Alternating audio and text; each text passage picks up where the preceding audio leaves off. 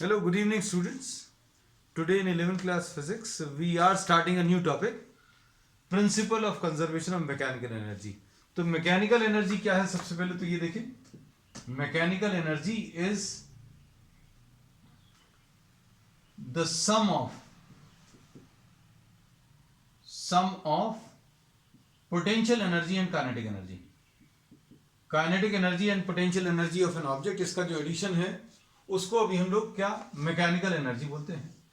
तो अब principal of conservation of mechanical energy क्या बोलता है? तो इसके लिए कंडीशंस ये हैं कि इफ नो एक्सटर्नल फोर्सेस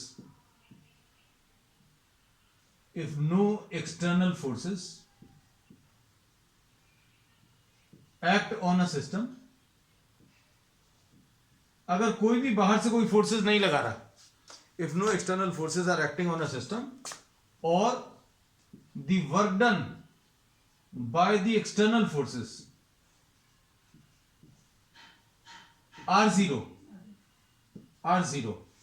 हमने दो चीजें बोली हैं, if no external forces are acting on the system or the work done by the external forces are zero and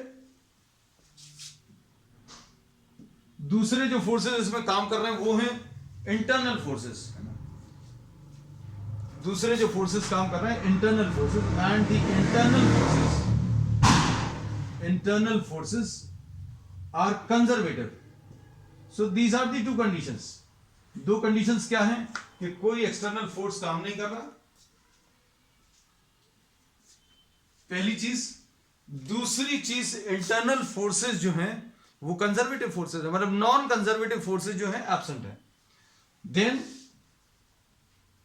the mechanical energy of the system, mechanical energy of the system remains conserved. तो ये principal है. Principal अच्छे से समझ लेना. इसमें अभी हम लोगों ने बोल दिया बाहर से कोई फोर्स नहीं लगा रहे आप सिस्टम के ऊपर, बाहर से कोई फोर्स नहीं लगा रहे, और जो इंटरनल फोर्सेस लग रहे हैं वो कंजर्वेटिव फोर्सेस हैं, है ना. तो कंजर्वेटिव फोर्सेस के बारे में बहुत सारा डिस्कशन अभी हम लोग पहले ही ले चुके हैं. कंजर्वेटिव फोर्सेस क्या होते हैं बच्चों? ऐसे फोर्सेस जिनका वर्क डन, कंजर्वेटिव फोर्सेस किसको बोलते हैं? कंजर्वेटिव फोर्सेस ऐसे फोर्सेस को बोलते हैं जिनका वर्क डन जो है पाथ के ऊपर डिपेंड नहीं करता. अगर किसी ऑब्जेक्ट को आप इस पोजीशन से इस पोजीशन तक ले जाएं और अगर आप वर्क कैलकुलेट करो डिफरेंट पाथ्स के लिए, तो work done for A will be equal to work done for the path B and work done for the path C. All these will be equal if the forces are conservative. तो क्या बोल दिया बच्चों? कि बाहर से कोई force नहीं लग रहा, पहली चीज. दूसरी चीज, इंटरनल फोर्सेस जो लग रहे हैं वो सिर्फ कंजर्वेटिव फोर्सेस हैं. तो कंजर्वेटिव फोर्सेस का एक एग्जांपल बच्चों ग्रेविटेशनल फोर्स है. ग्रेविटेशनल फोर्स, स्प्रिंग फोर्स भी है और इलेक्ट्रोस्टैटिक फोर्सेस. ये तीन एग्जांपल्स अभी हमने सब जगह दिए हैं, है ना. तो अभी हम लोगों ने बोला अगर इंटरनल फोर्सेस सिर्फ कंजर्वेटिव हैं और एक्सटर्नल फोर्सेस काम नहीं कर रहे, there are no external forces which are acting on the system, और the work done by the external forces अगर जीरो है, then mechanical energy of the system remains conserved. Conserved बोले तो कांस्टेंट रहेगा. अब इसका सिंपल सा एक एग्जांपल अभी हम आपको बोलते हैं. इसका एक सिंपल सा एग्जांपल है फ्रीली फॉलिंग ऑब्जेक्ट. अगर ऑब्जेक्ट फ्रीली गिर रहा है तो बाहर से कोई फोर्स तो आप लगा नहीं रहे. If a object is falling freely, suppose if you are dropping a ball from a high rise building, किसी बिल्डिंग से अगर आपने किसी बॉल को ड्रॉप किया तो आपने कोई एक्सटर्नल फोर्स तो नहीं लगाया. इंटरनल फोर्सेस हैं. कौन से फोर्सेस हैं बच्चों? कंजर्वेटिव फोर्सेस हैं. सिर्फ उसमें एक ही फोर्स काम कर रहा है, फोर्स ऑफ ग्रेविटी. कौन सा वाला फोर्स काम कर रहा है? Force of gravity. बाहर से आपने कोई फोर्स नहीं लगाया उसको नीचे लाने के लिए. इंटरनल जो फोर्सेस जनरेट हुए वो कौन सा वाला है? सिर्फ ग्रेविटेशनल फोर्स. और ग्रेविटेशनल फोर्स कैसा है? Conservative force. तो दोनों ही कंडीशन सेटिस्फाई हो रही हैं. No external forces acting on the system freely falling object के लिए, और दूसरी चीज जो इंटरनल फोर्सेस हैं वो कैसे हैं? कंजर्वेटिव नेचर के हैं. कौन सा? Gravitational force. अगर ये दोनों ही कंडीशन सेटिस्फाई हो रही है, then mechanical energy of the system remains conserve. अब इसमें मैकेनिकल एनर्जी का क्या यूज है बच्चों? तो अभी हम लोग ये बोलते हैं कि अगर फ्रीली फॉलिंग ऑब्जेक्ट ले लो तो मैकेनिकल एनर्जी कंजर्व होगी। मतलब अभी हम लोग बोलेंगे जैसे जैसे ऑब्जेक्ट नीचे आएगा तो इसकी पोटेंशियल एनर्जी डिक्रीज होगी लेकिन काइनेटिक एनर्जी इसमें इंक्रीज होगी। So as the object is falling in downward direction, एक एनर्जी डिक्रीज हो रही है, दूसरी एनर्जी इंक्रीज हो रही है, और दोनों का जो एडिशन है, किसका दोनों का addition? Potential energy plus kinetic energy, इसका जो एडिशन है वो बच्चों कांस्टेंट रहेगा। ये principle of conservation of mechanical energy है। तो अब इसमें अभी हम लोग क्या बोल सकते हैं? इसमें अब हम लोग ये बोल सकते हैं कि अगर पोटेंशियल एनर्जी और काइनेटिक एनर्जी का एडिशन कांस्टेंट है, मतलब क्या है? इसको अभी हम लोग मैकेनिकल एनर्जी बोलते हैं। तो मैकेनिकल एनर्जी बच्चों कांस्टेंट रहेगी, इसको अभी लोग E से रिप्रेजेंट करते हैं। एंड वी से that delta E will be equal to 0 और एनर्जी रिमेन्स कांस्टेंट। तो ये तो अभी हमने सिर्फ आपको प्रिंसिपल समझाया और एक एग्जांपल दे दिया छोटा सा। ये जो फ्रीली फॉलिंग ऑब्जेक्ट का जो एग्जांपल है ये इस क्लास के एंड में अभी हम लोग डिस्कस करेंगे, बहुत डिटेल में डिस्कस करेंगे। तो अभी हमने प्रिंसिपल क्या बताया? Mechanical energy remains constant. Mechanical energy क्या है पहले तो वो समझ लो। Mechanical energy is the addition of potential energy and kinetic energy. Potential energy और काइनेटिक एनर्जी का एडिशन है ना। तो इसमें हम लोगों ने कहा है if no external forces are acting, पहली कंडीशन, एक्सटर्नल फोर्स काम नहीं कर रहे, पहली चीज। अगर काम कर रहे हैं तो उनका वर्क डन बच्चों 0 होना चाहिए। Work done by the external forces 0 होना चाहिए, ठीक है। या तो एक्सटर्नल फोर्सेस काम नहीं कर रहे और अगर काम कर रहे हैं तो उनका वर्क 0 होना चाहिए। और इंटरनल फोर्सेस सिर्फ कंजर्वेटिव फोर्सेस हैं। इंटरनल फोर्सेस सिर्फ कंजर्वेटिव, मतलब इसमें अभी हम लोग क्या बोलेंगे बच्चों? फ्रिक्शन भी काम नहीं कर रहा, देयर इज नो फ्रिक्शन, ये नॉन कंजर्वेटिव फोर्स है। Then mechanical energy of the system remains conserved, मतलब पोटेंशियल एनर्जी और काइनेटिक एनर्जी का जो एडिशन है वो कांस्टेंट रहेगा।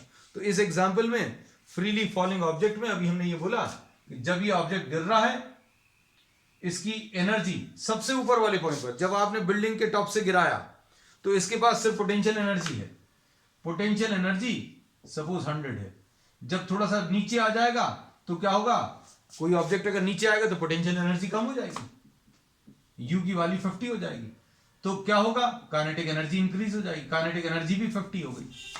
और थोड़ा नीचे आएगा तो पोटेंशियल एनर्जी और कम हो जाएगी 30, लेकिन काइनेटिक एनर्जी और बढ़ जाएगी। जैसे जैसे ऑब्जेक्ट नीचे आएगा काइनेटिक एनर्जी इंक्रीज होती जाएगी। देखो एडिशन, ये टोटल एनर्जी 100, इधर पर टोटल 100, इधर पर भी टोटल 100। जब ग्राउंड पर आ जाएगा, जब ये ऑब्जेक्ट ग्राउंड पर पहुंचेगा तो इसकी सबसे ज्यादा वेलोसिटी होगी। मतलब काइनेटिक एनर्जी मैक्सिमम कब होती है? फ्रीली फॉलिंग ऑब्जेक्ट की काइनेटिक एनर्जी मैक्सिमम कब होती है? जब वो ग्राउंड पर पहुंचता है ना। तो काइनेटिक एनर्जी कितनी हो जाएगी? काइनेटिक एनर्जी यहां पर 100 हो जाएगी और पोटेंशियल एनर्जी कितनी हो जाएगी? 0। तो इसमें अभी हम लोगों ने किसको निग्लेक्ट किया है? कंजर्वेटिव फोर्सेस, यानी फ्रिक्शन काम नहीं कर रहा है। चलो, तो ये बच्चों प्रिंसिपल है। अब ये principle of conservation of mechanical energy. अब हम लोग आ जाते हैं किस पर? इसको अभी हम लोग थोड़ा सा और डिटेल में डिस्कस करते हैं। इसमें अभी हम लोग ये कहते हैं suppose if we consider the work energy theorem. अब वर्क एनर्जी थ्योरम यहां पर कैसे आगे बच्चों देखो, तो वर्क एनर्जी थ्योरम अभी हम लोगों ने पढ़ा था, इसका देखो यूज करके अभी हम लोग ये सारी चीजें निकालेंगे। वर्क एनर्जी थ्योरम क्या बोलता था कि work done on any system, all types of work done, उसमें तो अभी हम लोगों ने ये डिस्कस ही नहीं किया था कि कौन सा work. So work done on the system is equal to what? Change in kinetic energy. ये वर्क एनर्जी थ्योरम है। अगर आप किसी सिस्टम के ऊपर वर्क कर रहे हैं अगर किसी सिस्टम के ऊपर वर्क कर रहे हैं तो वो work will result in the change in kinetic energy, है ना। अब इसमें ये work done will be equal to work done by the conservative forces plus the work done by the non conservative forces। हम शॉर्ट में लिख रहे हैं बच्चों, plus work done some other forces, कुछ कंजर्वेटिव फोर्सेस हैं, कुछ नॉन कंजर्वेटिव फोर्सेस हैं। तो ये मान लीजिए अदर फोर्सेस में एक्सटर्नल फोर्सेस आ जाएंगे, कुछ नॉर्मल रिएक्शन आ जाएगा, और भी जितने टाइप के फोर्सेस लग रहे हैं सारे ले लो आप। किसी भी ऑब्जेक्ट के ऊपर अगर हम लोग फोर्सेस कंसिडर करें तो कौन कौन से फोर्सेस पॉसिबल हो, सारे फोर्सेस ले लो और सबका वर्क निकाल दो, सबका टोटल कर लो। सबका टोटल अगर आप करोगे तो ये W आ जाएगा। और वर्क एनर्जी थ्योरम के हिसाब से अभी हम लोग क्या बोलते हैं बच्चों, वर्क एनर्जी थ्योरम के हिसाब से अभी हम लोग ये बोलते हैं कि work done is equal to change in kinetic energy. And work को अभी हम लोग लिख लिया W, ये थोड़ा सा लिख दें, work done by the conservative forces.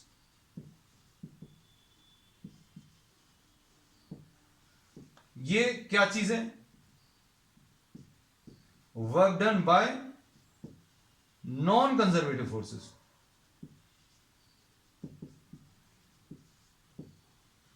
And this is work done by other forces. तो ये किसके बराबर आ जाएगा बच्चों, ये आ जाएगा, ये आ जाएगा किसके बराबर, ये work will be equal to change in kinetic energy. अब इसमें पिछले टॉपिक में, पिछले लेक्चर में अभी हमने डिस्कस किया कि work done by the conservative forces is equal to the change in potential energy. Work done by conservative forces किसके बराबर होता है, चेंज इन पोटेंशियल एनर्जी। कैसे, इसको अभी हम लोग एक्सप्लेन कर सकते हैं।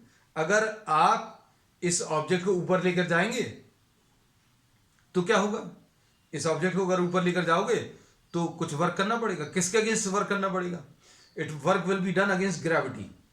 ग्रेविटी नीचे की तरफ काम कर रहा है, आप इसको ऊपर लेकर जा रहे हो, and work done against gravity is the work done by conservative force. Gravity force बच्चों कैसा है, एक कंजर्वेटिव फोर्स है। तो आपने जो वर्क किया अगेंस्ट ग्रेविटी वो इसके अंदर स्टोर हो गया।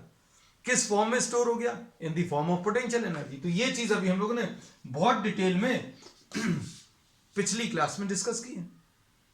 इसका उल्टा भी बोल सकते हैं, अगर कोई ऑब्जेक्ट नीचे आ रहा है तो क्या होगा, यहां से यहां तक आने में work will be done by the force of gravity. मतलब आप इसको अगर आप छोड़ दोगे तो ग्रेविटी वर्क करेगा और इस ऑब्जेक्ट को नीचे लेकर आएगा।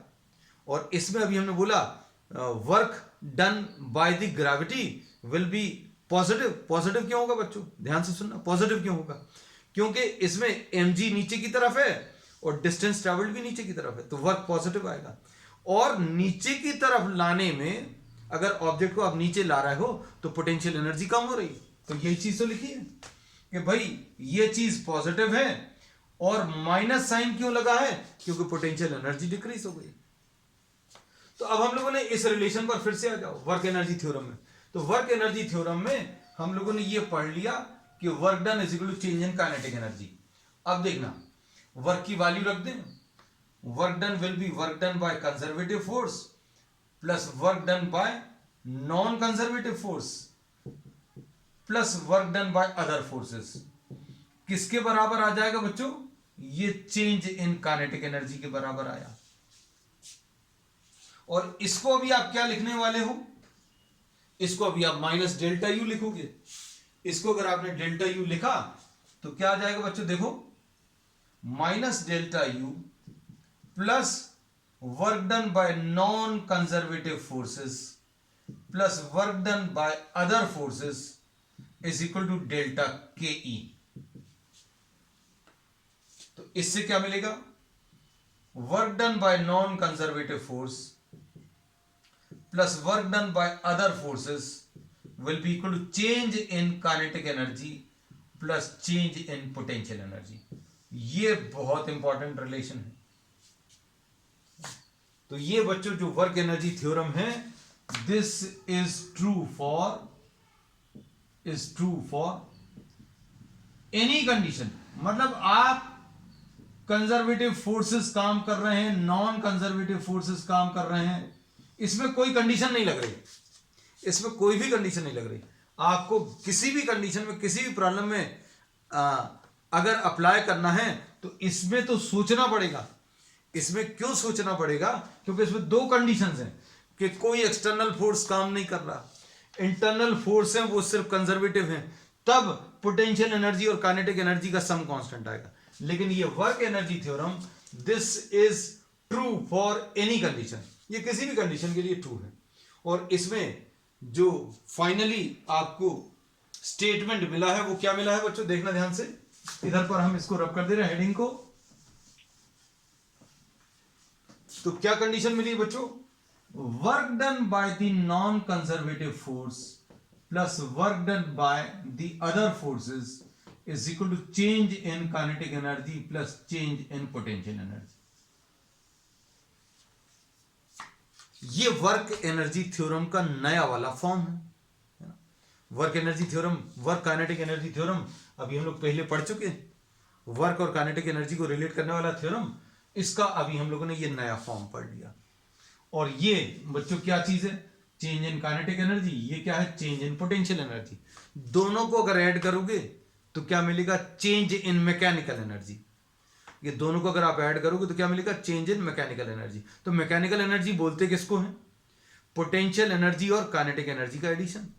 अब पोटेंशियल एनर्जी और काइनेटिक एनर्जी दोनों का एडिशन का सबसे अच्छा एग्जांपल है फ्रीली फॉलिंग ऑब्जेक्ट। कोई ऑब्जेक्ट अगर गिर रहा है तो उसके पास काइनेटिक एनर्जी भी होगी और पोटेंशियल एनर्जी भी होगी। और अगर ये ऑब्जेक्ट नीचे आया तो पोटेंशियल एनर्जी कम हो जाएगी, काइनेटिक एनर्जी बढ़ जाएगी। मतलब पोटेंशियल एनर्जी भी चेंज हुई और काइनेटिक एनर्जी भी चेंज हुई। और delta K plus delta you किसके बराबर आ जाएगा? Non conservative forces plus other forces, है ना। अब देखो अब हम लोग क्या बोलेंगे, अब इसकी कंडीशंस को देख लो। ये जो कंडीशंस अभी हमने लगाई थी, if no external forces are acting, if no external forces are acting, और फिर क्या लिखा? And internal forces are only conservative forces. अगर सिर्फ कंजर्वेटिव फोर्सेस काम कर रहे हैं तो हम लोग क्या बोलेंगे? If only conservative forces are acting, forces are acting, अगर सिर्फ कंजर्वेटिव फोर्सेस काम कर रहे हैं तो नॉन कंजर्वेटिव फोर्सेस तो होंगे ही नहीं, मतलब उनका वर्क कितना आ जाएगा? 0 आ जाएगा। ठीक है, तो इंटरनल फोर्सेस में अभी हमने बोल दिया कि सिर्फ कंजर्वेटिव फोर्सेस काम कर रहे हैं, मतलब नॉन कंजर्वेटिव फोर्सेस काम ही नहीं कर रहे, और नॉन कंजर्वेटिव फोर्सेस काम नहीं कर रहे तो इसकी वैल्यू 0 आ जाएगी। और दूसरी कंडीशन है कि work done by the other forces, ये भी 0। Work done by other forces बच्चों ये भी कैसी है? 0। बच्चों जल्दी से इसका एक स्क्रीनशॉट ले लो so that you are able to note it down. इसमें principle of conservation of mechanical energy लिखा है, ये इतने में अभी हमने वर्क एनर्जी थ्योरम लिख दिया, है ना। और ये वर्क एनर्जी थ्योरम के इतने स्टेटमेंट के बाद प्रूफ आ जाएगा इसका, किसका? Principal of conservation of mechanical energy. तो ये चीज क्या है हम आपको बता दें, ये वाला, ये principle of conservation of mechanical energy है। क्या? कि if no external force is acting on the system and the internal forces are only conservative forces, then mechanical energy of the system remains constant, है ना। तो इसका proof लेने के लिए हमने क्या किया? वर्क एनर्जी थ्योरम से स्टार्ट किया। और वर्क एनर्जी थ्योरम में हमने बताया कि work done is equal to change in kinetic energy. And work done कौन सा वाला वर्क डन होगा? तो अभी हमने बोल दिया, बिल्कुल क्लियरली बोल दिया, दिस में be any type of work done, any type of force, है ना। तो इसको क्या बोलेंगे? Work done by conservative force plus work done by non conservative force. Work done by conservative force plus work done by non conservative force and other forces is equal to change in kinetic energy. And work done by conservative force किसके बराबर है? Minus delta U. इसकी जगह minus delta you रख दिया, तो इससे non conservative forces और अदर फोर्सेस का वर्क किसके बराबर आ गया? Delta K E plus delta you, है ना। अब इसके बाद अभी हम लोग आगे क्या करने वाले हैं देखो जरा। अब हम इसको रब कर रहे हैं। तो ये जो फॉर्म है बच्चों, ये वर्क एनर्जी थ्योरम का ये बहुत यूजफुल फॉर्म है। कौन सा वाला? Work done by non conservative force plus work done by other forces will be equal to change in kinetic energy plus change in potential energy. और अभी हम लोगों ने बोल दिया for principle of conservation of mechanical energy कौन सी condition बोली थी अभी हम लोगों ने बोला था कि सिर्फ कंजर्वेटिव फोर्सेस काम कर रहे हैं, मतलब work done by non conservative forces zero होगा and work done by other forces भी जीरो होगा। मतलब delta K plus delta U की वैल्यू कितनी आ जाएगी? 0 + 0। अब ये 0 आ गया, मतलब क्या बोल सकते हैं? Delta K plus delta U is equal to 0, मतलब no change in mechanical energy. No change in mechanical energy या फिर mechanical energy is constant. Mechanical energy is constant.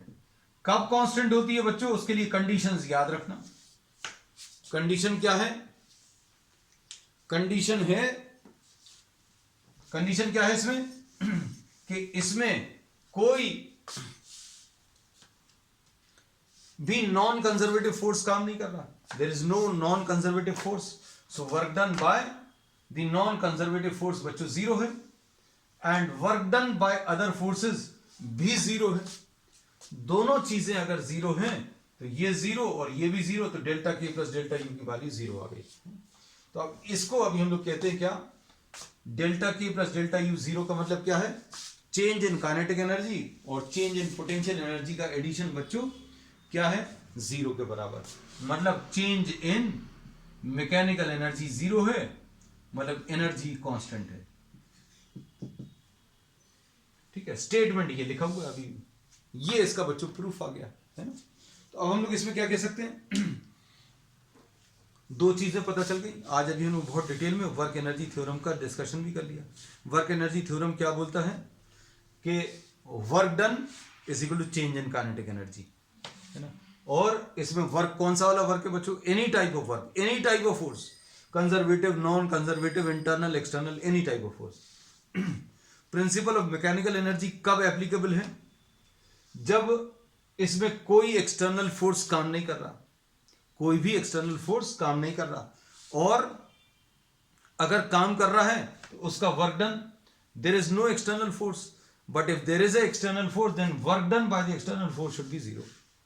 And forces जो काम कर रहे हैं वो सिर्फ कंजर्वेटिव फोर्सेस हैं, तो क्या होगा? पोटेंशियल एनर्जी और काइनेटिक एनर्जी का एडिशन जो है बच्चों कांस्टेंट रहेगा। अब इसमें एक नोट बनाकर एक चीज लिख लेना,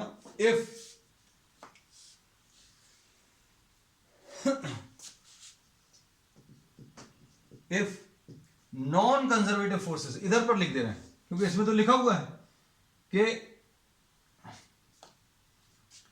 कंजर्वेटिव फोर्सेस जो इंटरनल फोर्सेस हैं वो सिर्फ कंजर्वेटिव फोर्सेस हैं, है ना। If non conservative forces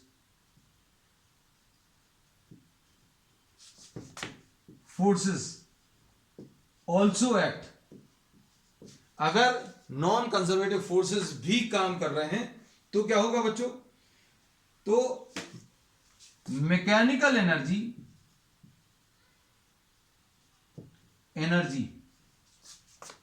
is or does not remain constant.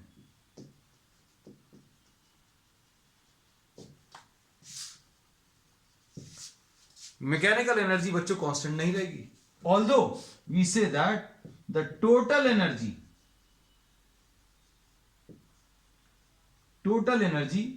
Remains constant. अब टोटल एनर्जी क्या है? टोटल एनर्जी में क्या आ जाएगा? Kinetic energy plus potential energy plus sound energy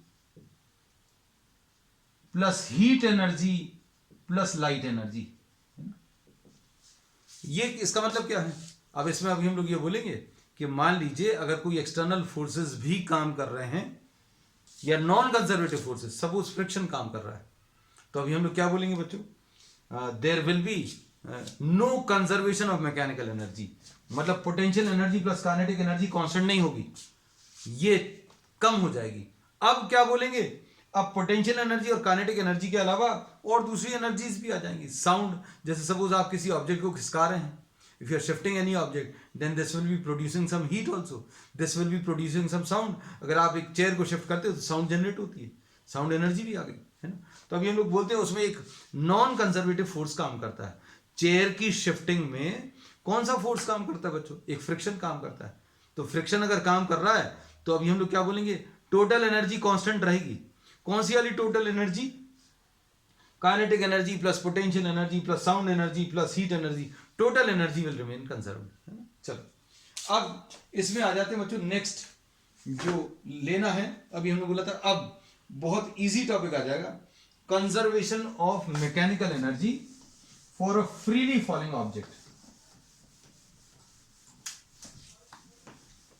next topic अभी हम लोग ले रहे हैं, this is a very very easy topic है, बच्चों को यही बहुत पसंद आता है। लेकिन अभी हमने इतना डिटेल में इसलिए करा दिया क्योंकि अगर आप नीट और जेडब्ल्यू की प्रिपरेशंस कर रहे हैं then question you will get questions definitely on the basis of what the topics which you discuss today. Conservation of mechanical energy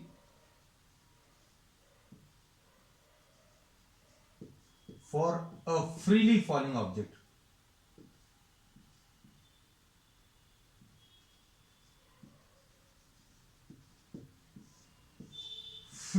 freely falling object के लिए अब हम लोग क्या डिस्कस करने वाले हैं बच्चों? हम लोग डिस्कस करने वाले हैं कंजर्वेशन ऑफ मैकेनिकल एनर्जी। मतलब अब इसमें कोई एक्सटर्नल फोर्स काम नहीं कर रहा। हमने बोला है कि कंजर्वेशन ऑफ मैकेनिकल एनर्जी अगर चाहिए तो नो एक्सटर्नल फोर्स। तो बच्चों आपने कोई एक्सटर्नल फोर्स लगाया किसी ऑब्जेक्ट को नीचे गिराने में, अगर ये पेन को नीचे गिरा रहे हैं तो are you applying some external force? No, you are not applying any external force. तो पहली कंडीशन तो हो गई, नो एक्सटर्नल फोर्स। दूसरी कंडीशन क्या है? दूसरी कंडीशन इसमें बोली है कि फोर्सेस जो लग रहे हैं, पहली कंडीशन। दूसरी condition, forces, internal forces are conservative. तो इसमें जो फोर्सेस काम कर रहे हैं वो कौन से फोर्सेस काम कर रहे हैं? फोर्स ऑफ ग्रेविटी काम कर रहा है। मतलब फ्रिक्शन को अभी हम लोग कंप्लीटली निग्लेक्ट कर रहे हैं, फ्रिक्शन नहीं है।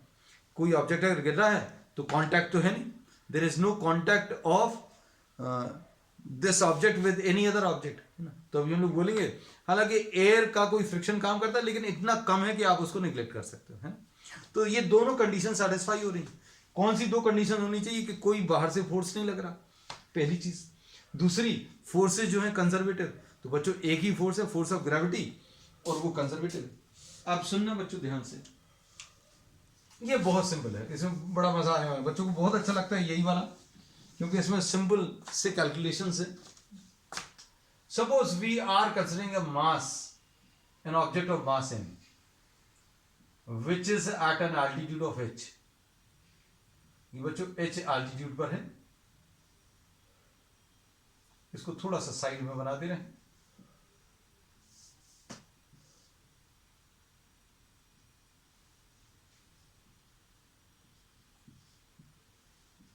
This is at an altitude h, है ना। अब इसमें क्या बोलेंगे?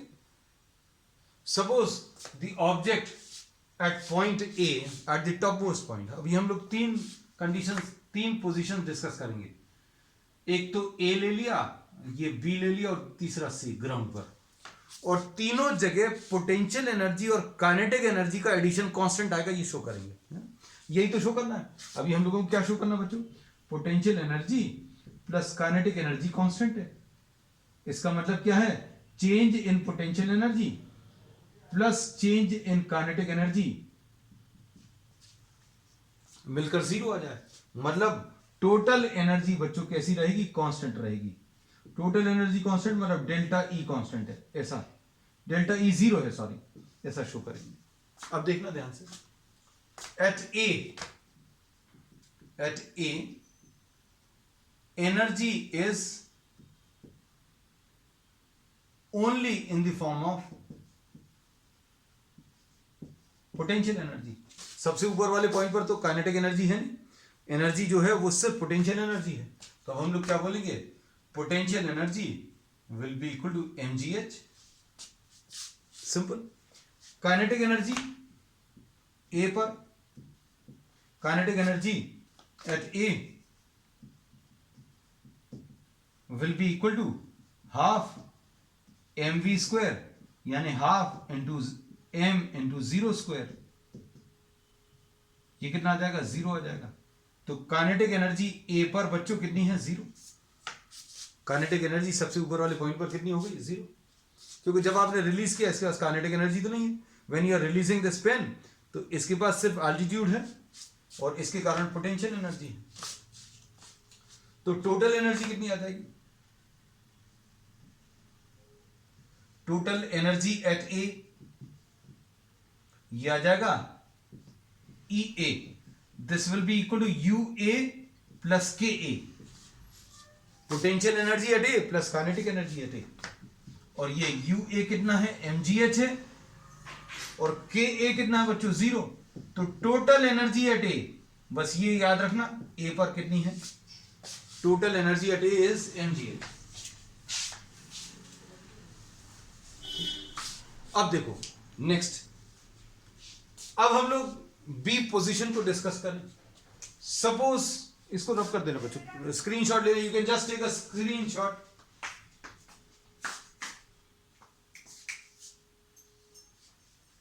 You can just take a screenshot of this so that we are able to rub this part, है ना? क्योंकि अब हम लोग बी पॉइंट पर कैलकुलेशंस करने वाले हैं। बी पॉइंट कौन सा बच्चों, when this has fallen through an altitude, when this has fallen through an altitude x, अगर ये x altitude नीचे गिर गया है तो क्या कैलकुलेशंस आएंगे वो अब हम लोग इसमें लेने वाले हैं। देखो now if you consider the point B, if you try to consider the point B,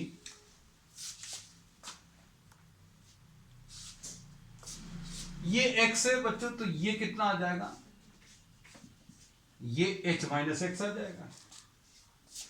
ground से इसका एल्टीट्यूड कितना आ जाएगा बच्चों, h माइनस एक्स। अब देखना,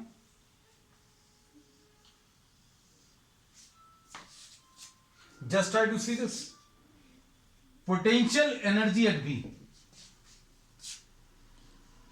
potential energy at B कितना आ जाएगा बच्चों, potential energy at B mg h, B point पर ग्राउंड से एल्टीट्यूड कितना बच्चों, h माइनस एक्स। अब B पॉइंट तक आते आते इसके पास वेलोसिटी कितनी आ जाएगी, बी पॉइंट तक आते आते इसके पास वेलोसिटी कितनी आ जाएगी, तो अभी हम बोल सकते हैं v square is equal to u square plus 2as होता है।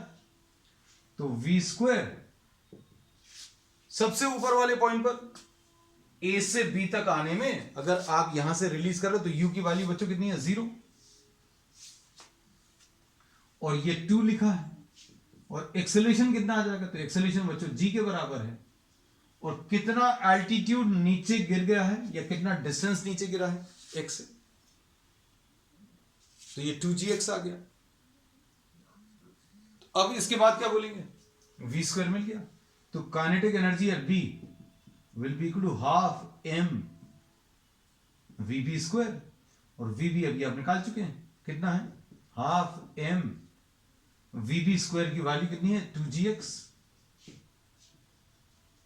अब इसमें 2 और 2 कैंसिल होगा, तो ये mgx आ जाएगा। तो बी पॉइंट तक आते आते काइनेटिक एनर्जी इतनी आ गई। अब टोटल एनर्जी एट बी,